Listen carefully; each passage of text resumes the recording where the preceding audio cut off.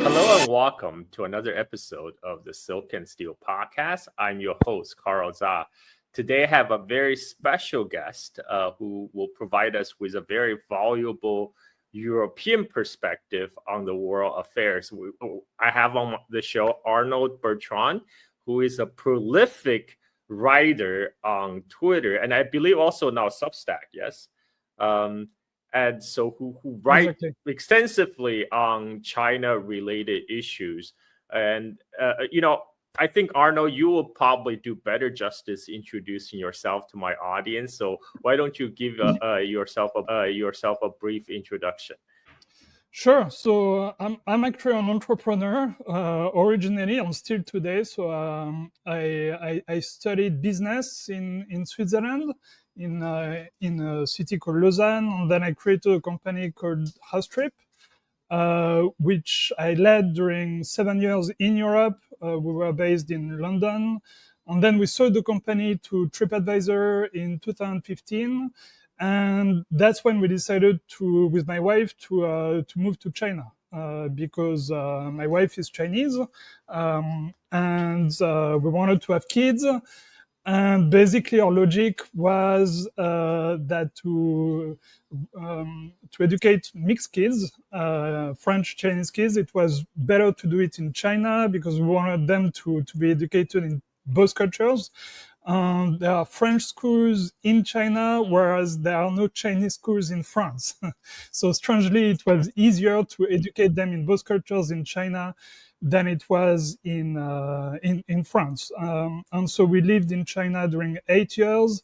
Now we're based in Kuala Lumpur, Malaysia for the past 2 years, but we go back to China several times a year.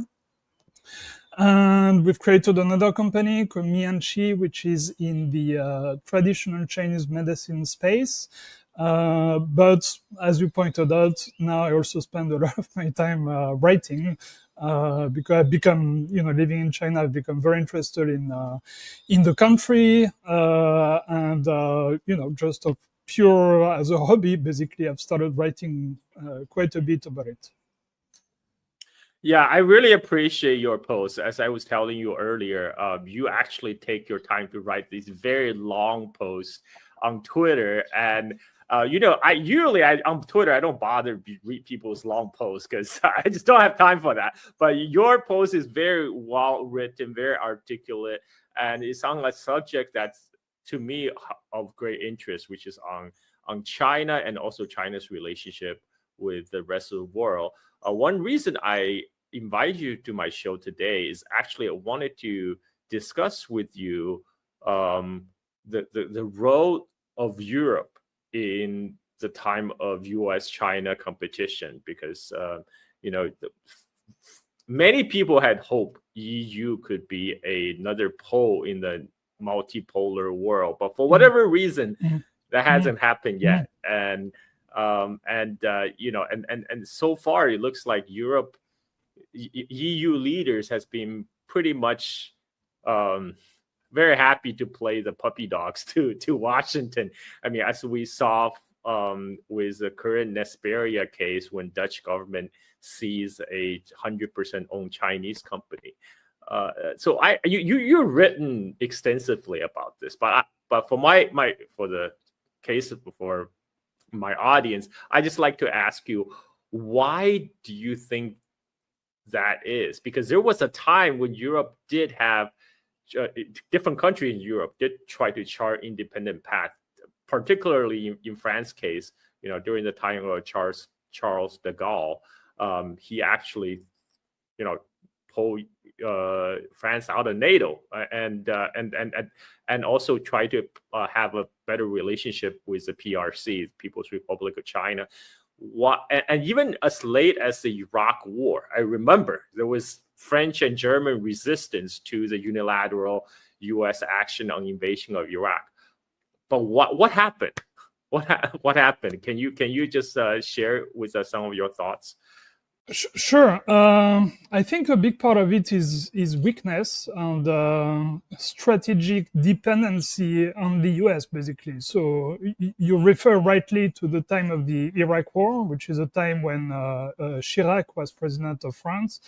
At the time, France was still not in NATO because de Gaulle, as you said, had pulled France out of NATO.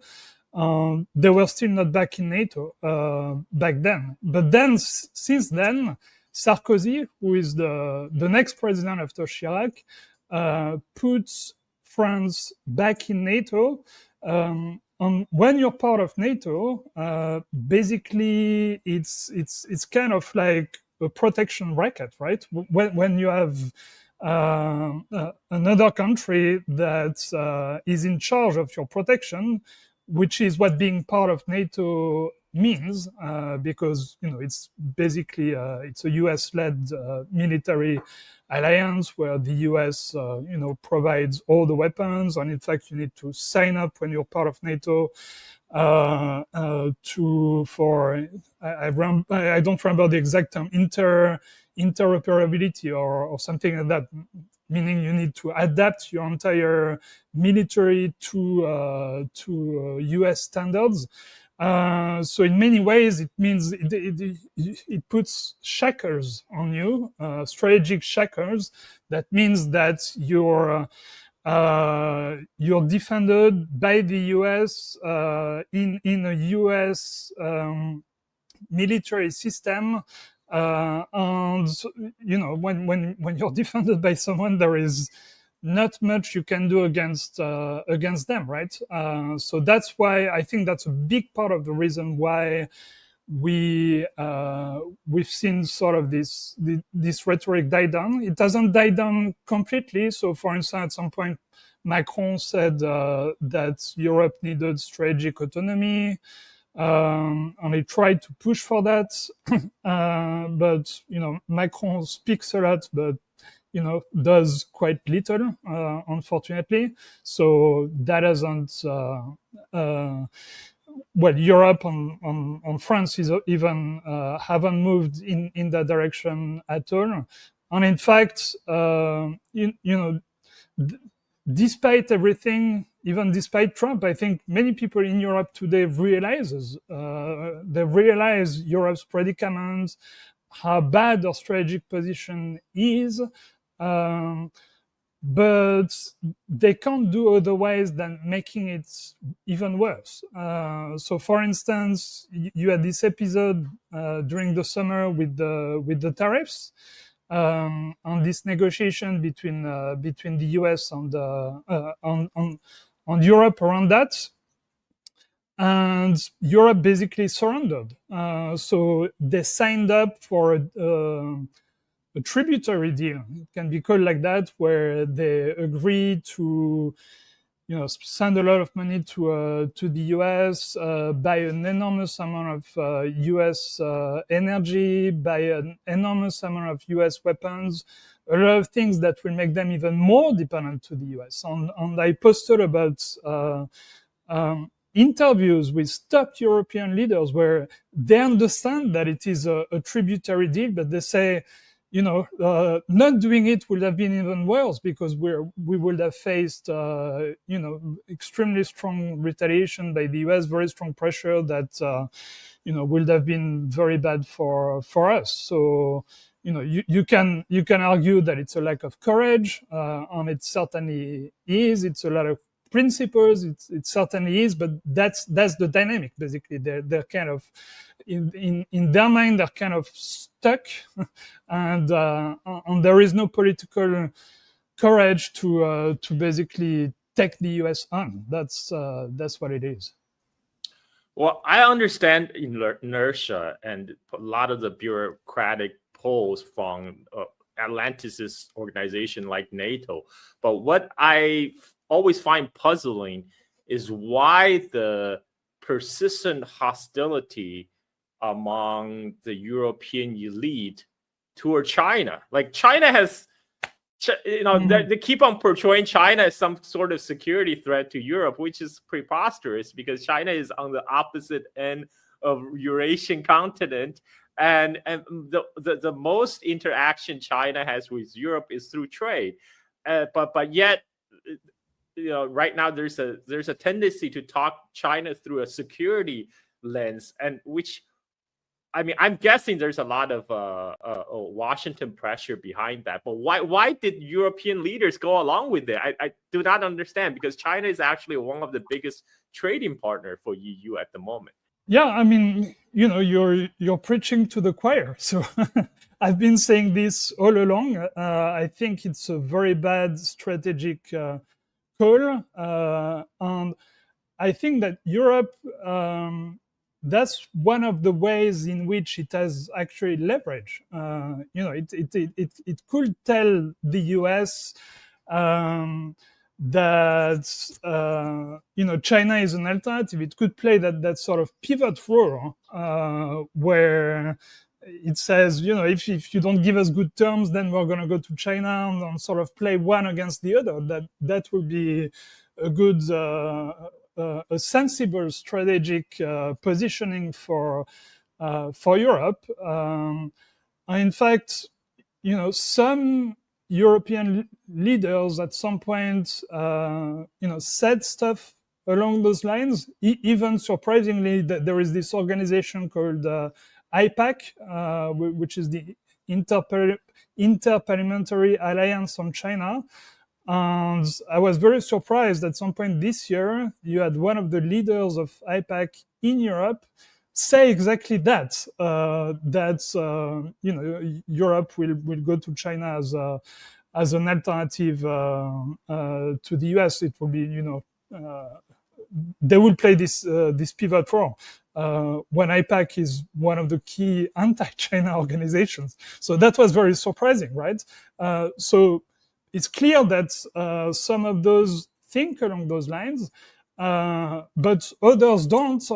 It seems that the lines of the others have won. And I think their thinking, and you can surmise that from some stuff that Macron has said.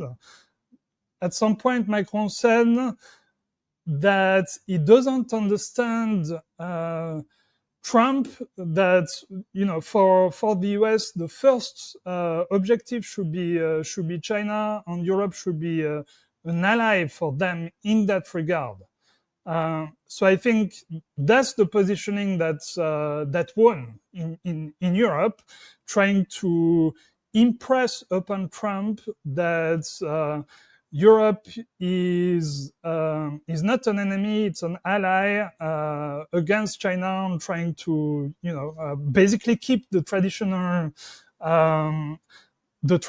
positioning of we're on your side, we're your best friends. You need to give us the best conditions because we can help you in a number of ways, which I think is the wrong call, because knowing Trump, what he sees is weakness.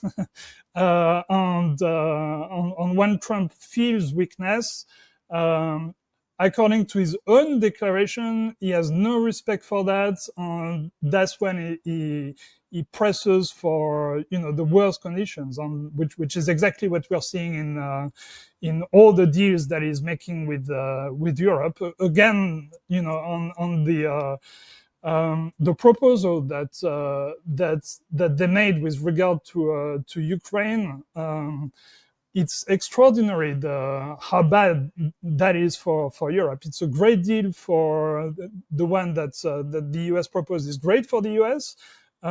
It's actually pretty good for Russia too, because they win the territory. There is denazification in Ukraine, no NATO expansion. So it meets a lot of their initial requirements. But for Europe, it's horrible. They need to bear all the costs. And all the benefits go to the US, right? So Europe has $300 billion of Russian assets which are frozen. Out of those 300 billion, 200 billion will go to joint US-Russia investments, and 100 billion will be used for Ukraine, but 50% of that will go to the US. So like nothing for Europe.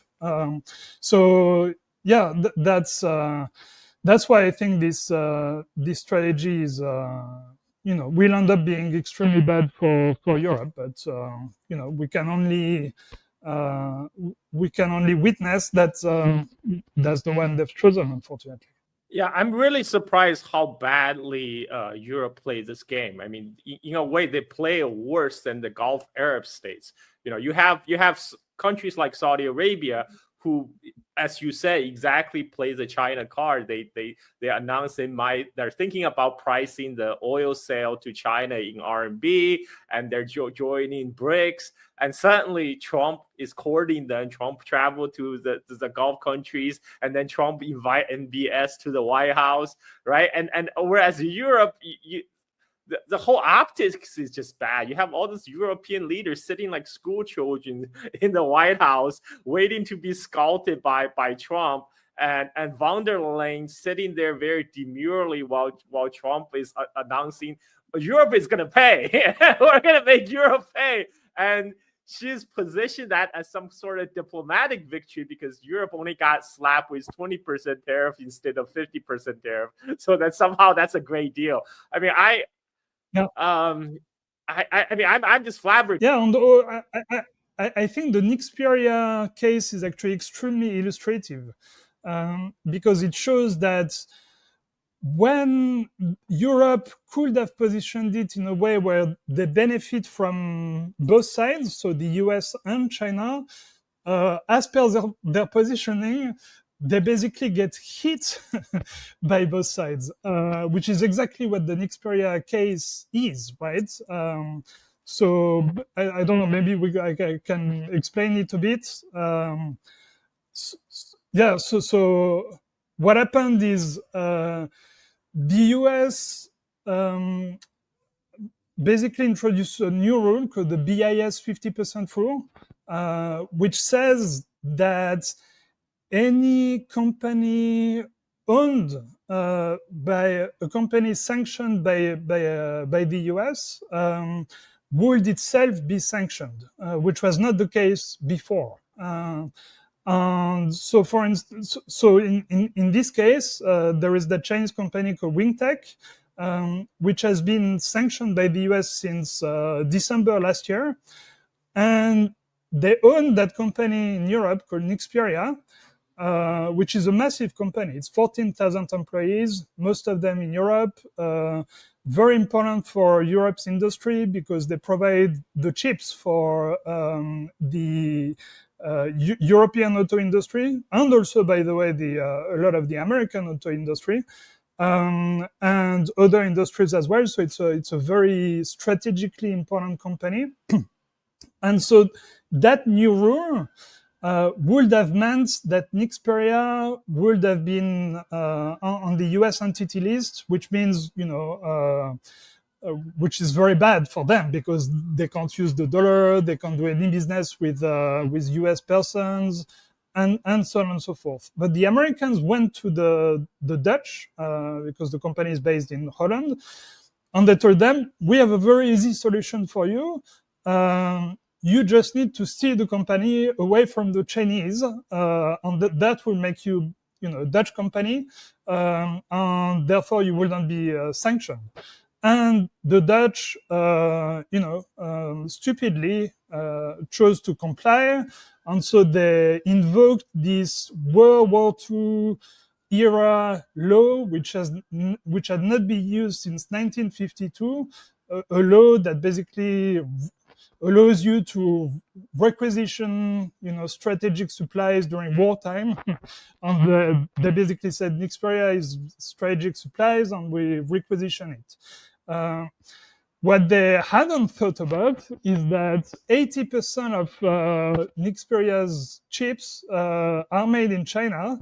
And so obviously what is the first thing that China did is, okay, I mean, you steal the company from us, so, say goodbye to the chips, right? And, obviously that had tremendous consequences on the European auto industry. And then during the meeting that Xi and Trump had in Busan in South Korea, Trump agreed to withdraw that BIS 50% rule in exchange for China withdrawing their rare earth export controls, which means that the Dutch were basically left holding the bag, right? Like they had stolen a company away from China for no reason anymore, because that rule that's, that had spurred this move was removed by the US. So again, this is Europe bearing, all the costs, both on the US side and the Chinese side, being basically in the middle of both of those, for entirely due to their positioning. So what I said right from the start is Europe could have positioned itself as a principled actor, saying, this is a US extraterritorial law. We don't need to apply it. We actually, have our own law. European companies based in Europe need to respect European law. They don't need to respect American law. Nexperia did, so we're going to protect it. And that would have granted it, that would have made Europe much more attractive to companies from everywhere, because now everyone feels okay, like we're protected in Europe from American extraterritorial legislation. Those guys, have their own rule of law and so on. It's they're strong enough to protect us, and it would also have given them leverage, like a leverage point against the US as well. So that would have been, a very good thing, good opportunity for Europe to assert some form of strategic autonomy.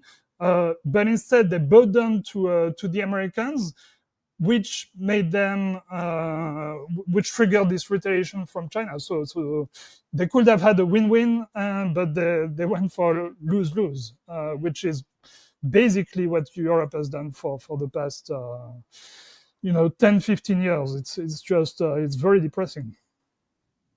And afterwards, there was a recent interview with a Dutch minister who authorized the seizure of Nexperia. He said, well, given what we know, now Dutch government is trying to hand over Nexperia back to China. But he said, in the interview, he said, given what we know, I would do it again.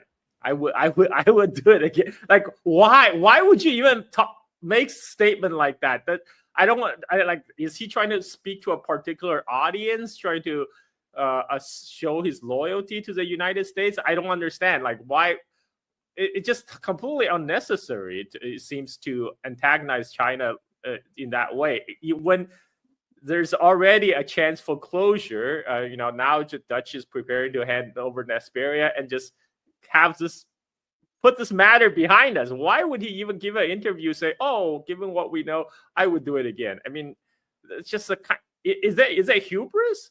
Is it arrogance? What is it? I think it's a mix of ego and just stupidity, and they don't understand what their words apply, what their words, the consequences of their words, and we keep seeing that all the time from European leaders. So, just recently you had Merz, so to the German chancellor, trigger a scandal in Brazil because he said that he was very happy to leave Brazil and go back to Germany because the place where he was in Brazil sucked. Which, I mean, you just don't say those type. Of course, that's going to annoy Brazil, and of course, that's shooting yourself in the foot, right? Because why would you do that? It makes no sense. So it's just, they're not thinking about what they're saying and the consequences for Europe's diplomatic position. Now, I have another question for you, as you as a European yourself.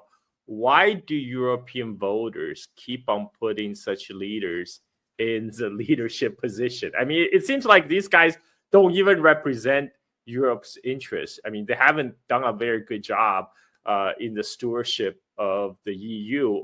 But why are these guys keep on putting a position of leadership where they keep on leading Europe like down the cliff? Yeah, I mean, so first of all, you can only vote for people who are candidates. And, you know, when you look at the candidates that are available, it's basically, we have this expression in French, which is you need to choose between the plague and cholera, right? So it's like it's a bad choice versus a bad choice often. So you try to choose for the least bad one. And so, you know, in the last French election, it was a choice between Macron and Le Pen. You know, that's not a great choice. Or, you know, you had a choice between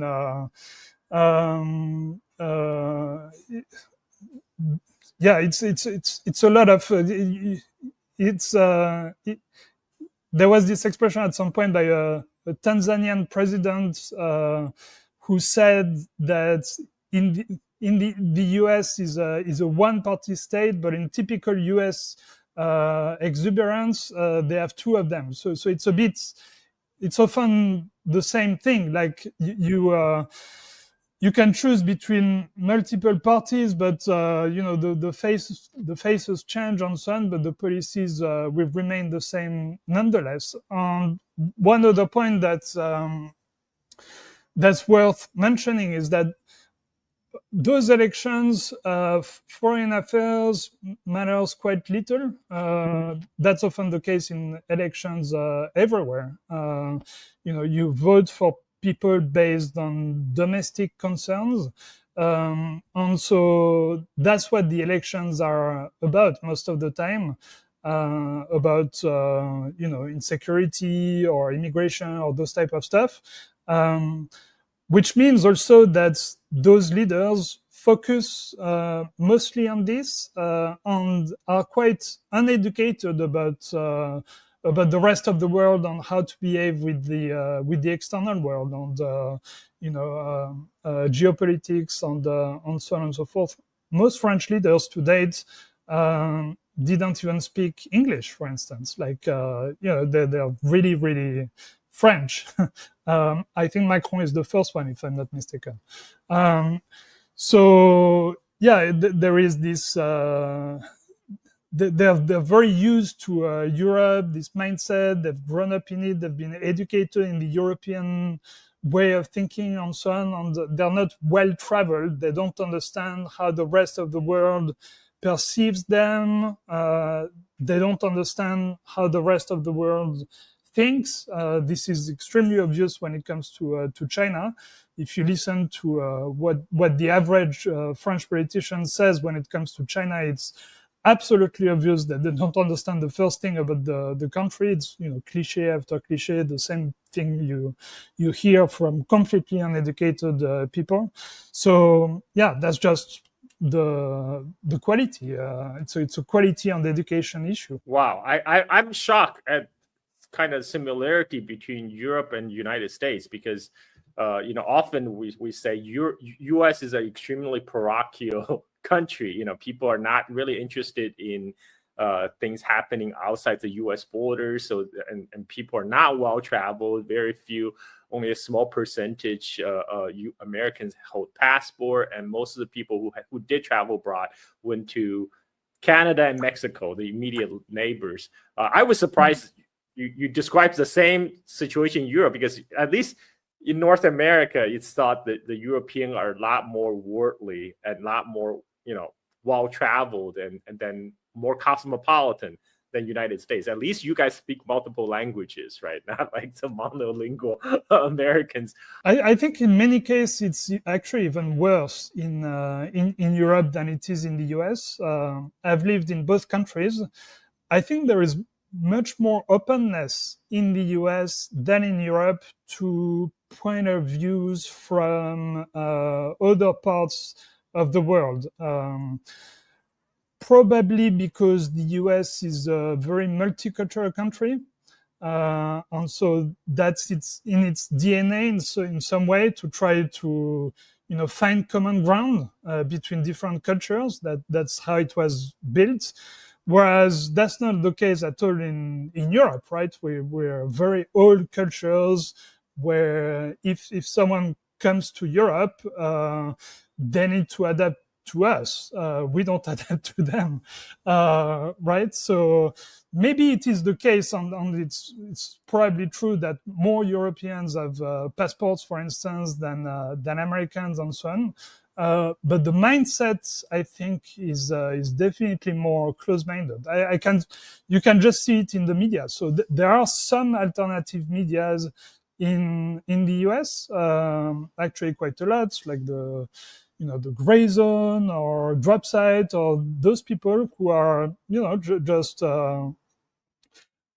there is freedom of speech in that regard, and they understand the rest of the world and so on. In France, it's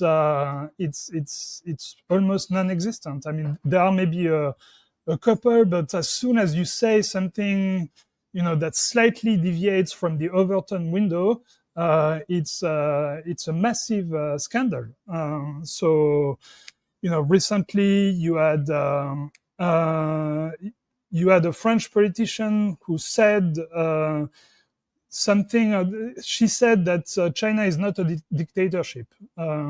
She's a French MP. She said that in her view, China is not a dictatorship, which, even if you disagree with that, I happen to agree with it, but even if you disagree with that, why should it be shocking, right? Like, anyone can have their opinion, but that created a national scandal in France. Like, all the media started to speak about that, how scandalous it was, heretical to say that China was not a dictatorship and so on. And she's basically the black sheep now. So that's kind of the mindset we have.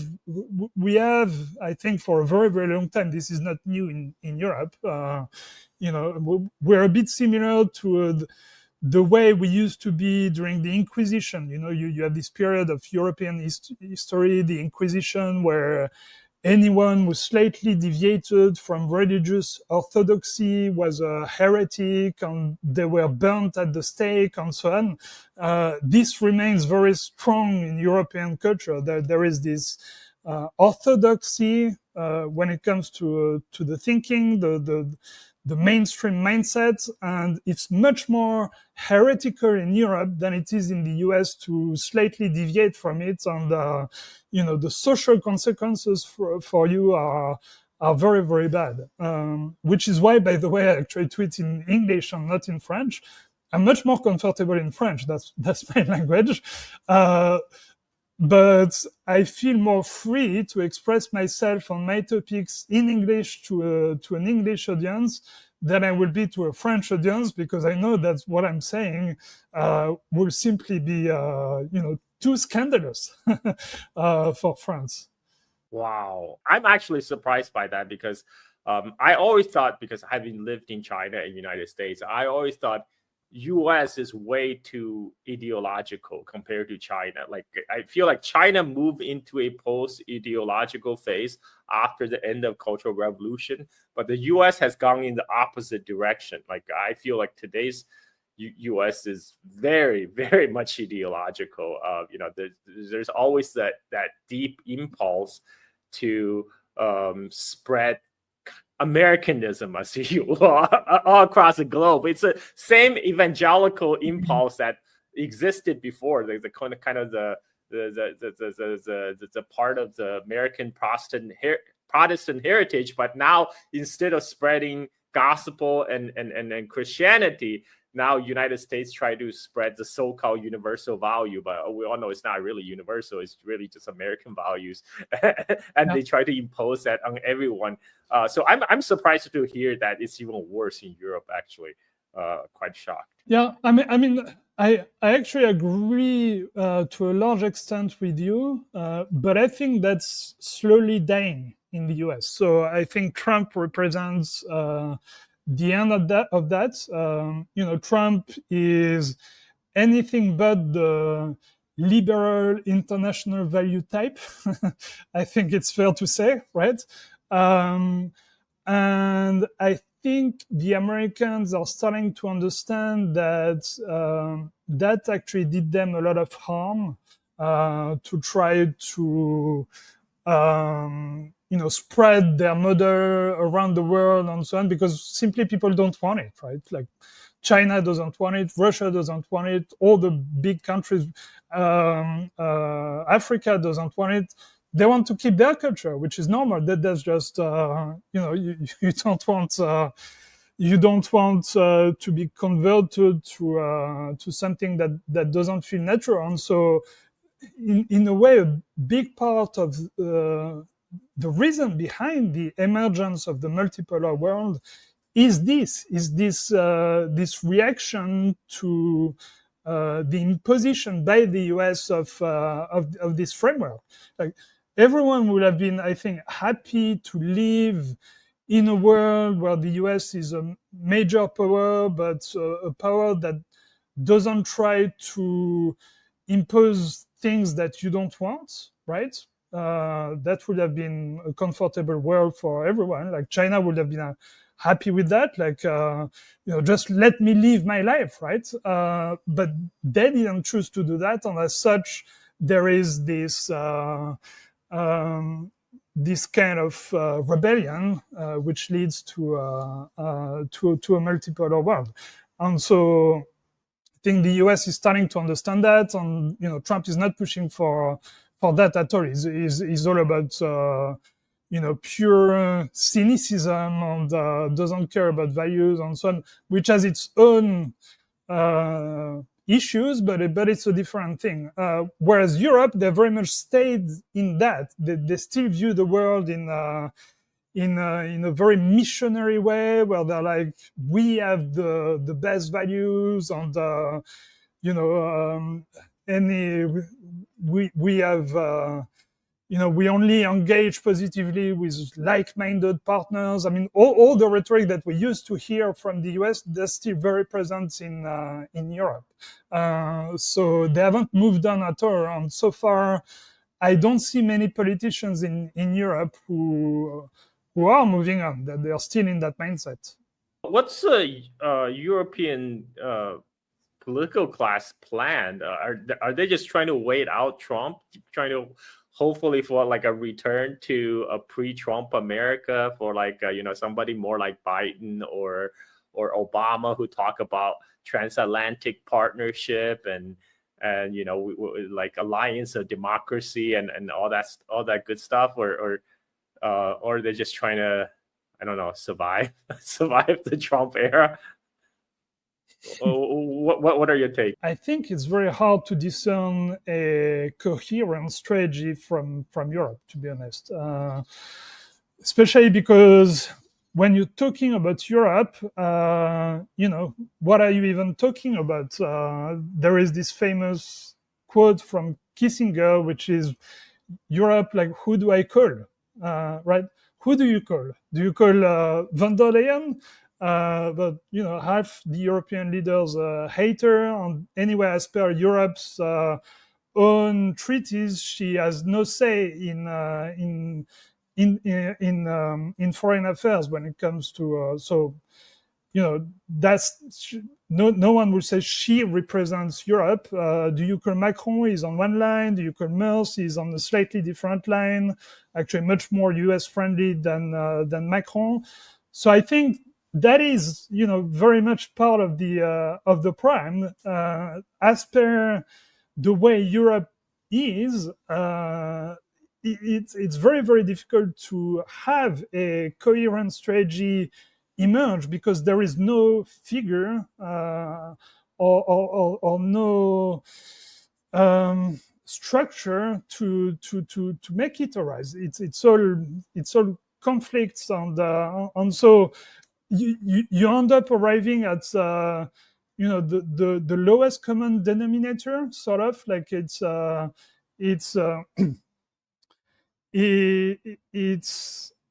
basically some sort of compromise that Europe's strategy is some sort of compromise that everyone dislikes, but that is that they can sort of live with, which at the end of the day ends up being more of the same, right?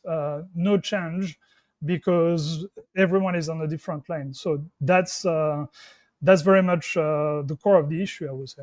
As a European person who have spent significant time in China, and quite familiar, I would say you're quite familiar with Chinese culture and politics. How do you think EU and China relationship should develop? I mean, like, what is your ideal European Chinese relationship should look like?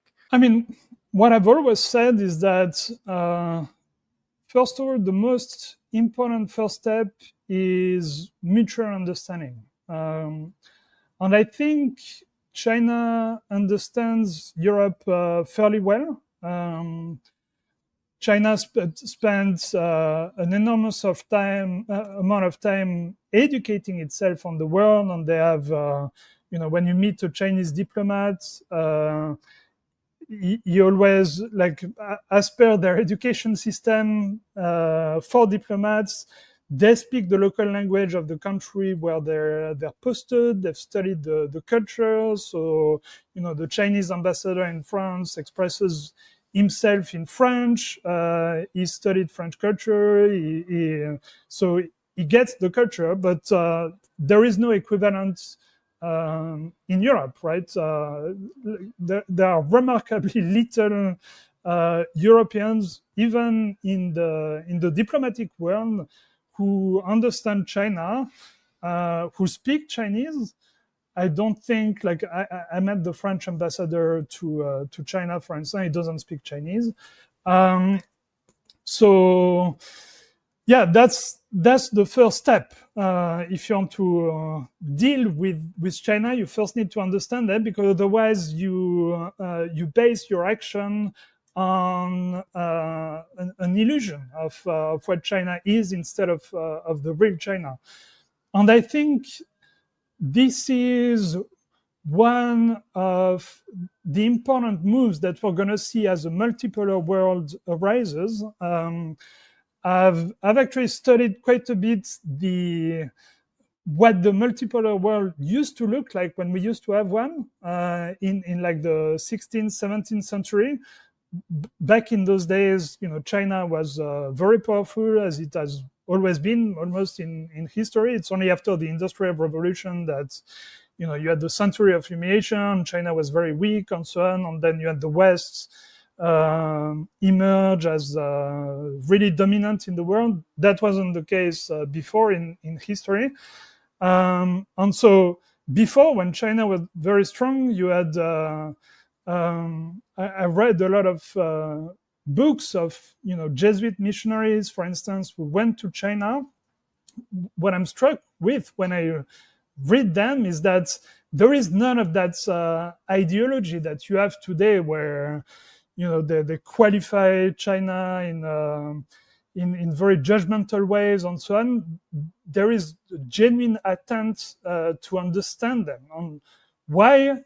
Because China was so powerful. So when someone is powerful, you cannot submit them. You cannot say, you need to do what I say. You can only convince them of something. And so to convince someone, you need to understand where they come from, right? If you can't dictate what they should do, you need to convince them, and in order to convince them, you need to understand them. And I think this is a key requirement in a multipolar world. China is now too powerful to dictate anything to them, and so you need to convince them.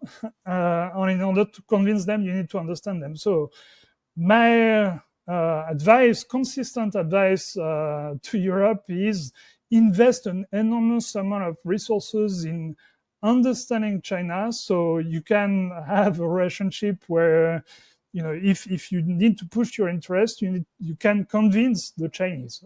So that's the first step, but it's we're far from it, unfortunately. Yeah. Why do you think that is? Why is there such an incuriosity? Given that today EU and China has such an important trade relationship.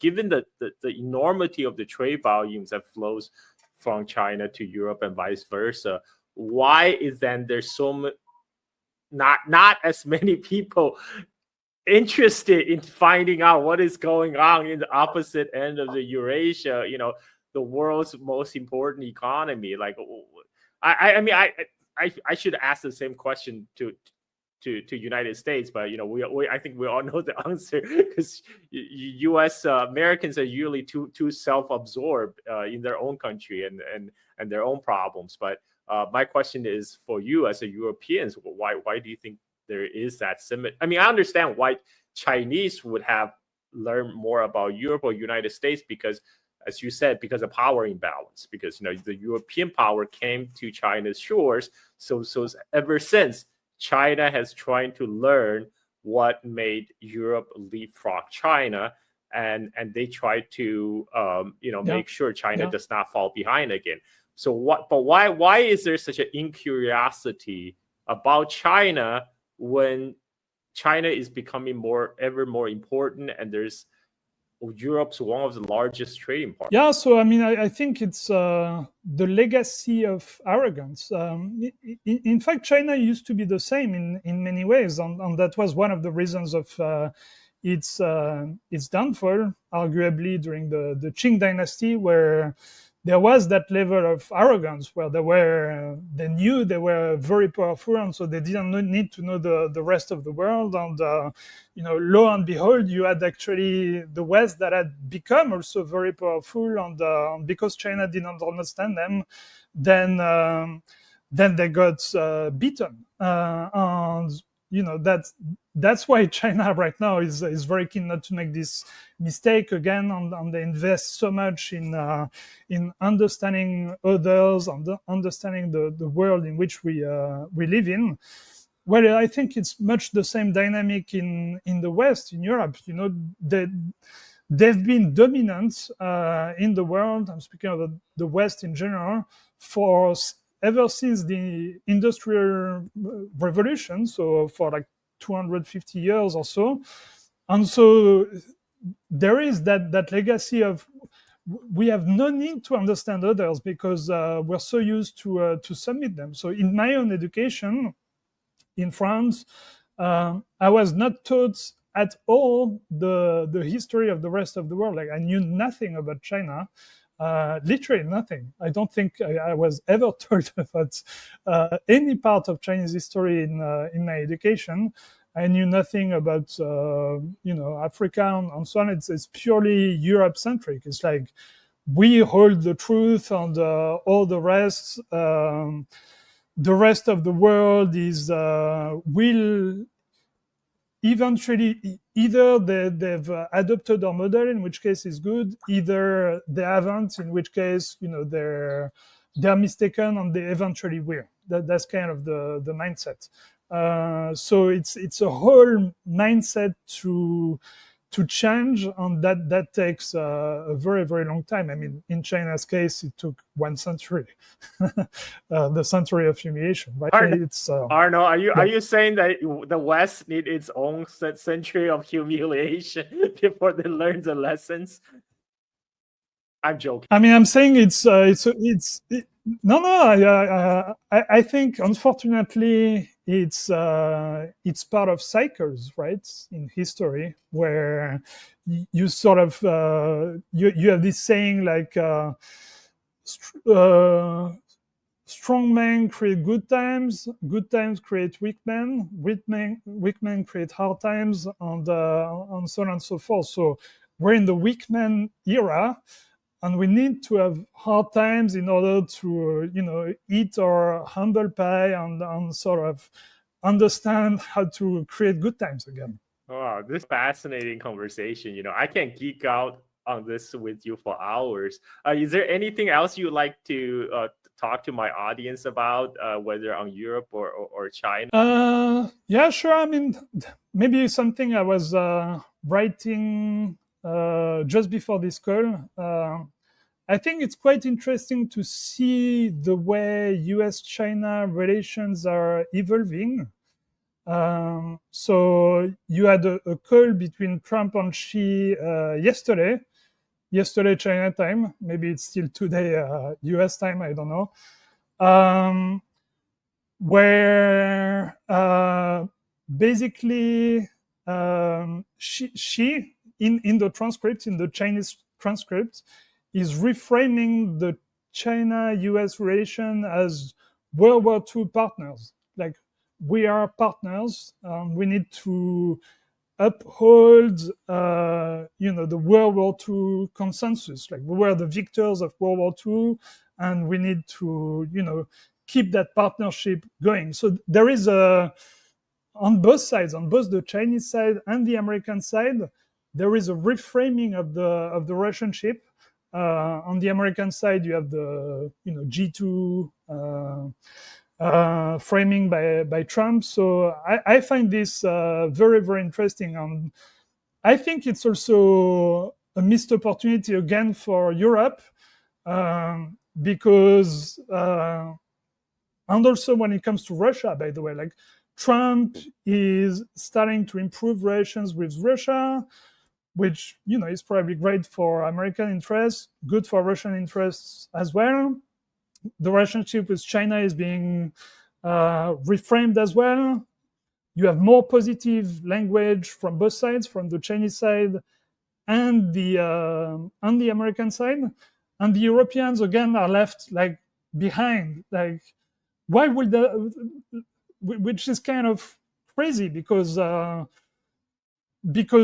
it was mostly about China-US, right? That's where the main antagonism was, and so it was a good opportunity for Europe to sort of get ahead of that and say, okay, we are China's friends, and so the Americans are kind of left on their own, right? And you have the whole of Eurasia sort of being friend. That could have been a good thing from a European interest standpoint, but because they didn't jump on this opportunity, Trump is doing that before Europeans, and Europeans are sort of left as this appendage to Eurasia that no one likes. Like, Trump doesn't like them anymore. Russia doesn't like them. China are like, yeah, like, you're weirdly antagonistic to us. We don't get it. Like, why? So yeah, I find this it's a shame, basically, from a Europe standpoint. The Japanese actually had a term for it. When Nixon first visited China back in the 70s, they call it the Nixon shock, because the Japanese leadership were left completely in the dark when Nixon and Kissinger reframed the Sino-American relationship. So they launched their own diplomatic offensive to improve their ties with China after that. But I don't know. I don't expect too much from the European leadership at this point. We'll have to wait and see. But this is an absolutely fascinating conversation I'm having with you, and I look forward to have you on my show again, because this is a recurring thing on whether Europe can one day achieve strategic autonomy and be one of the pole of the multipolar world. Everybody, including China, is looking to Europe to take a stronger stand, but so far there's a lot of disappointment. But this is a developing story. We all are keeping our eyes on it, and Europe is still, despite all its problems and despite that it's currently being cannibalized by United States for its own goods, it still remains a very important part of the world and a very important part of the world economy. This is why others have expect European leaders to finally grow a spine, but we'll have to see whether that happens or not. So for people who want to reach you or want to follow you on social media, where would they go, Arnaud? So on Twitter, I'm Arnaud Bertrand. So you can probably see my name, and on Substack, where I'm under my name as well. Okay, so do you have more thought? Do you feel like your content is getting more readership on Twitter or Substack nowadays?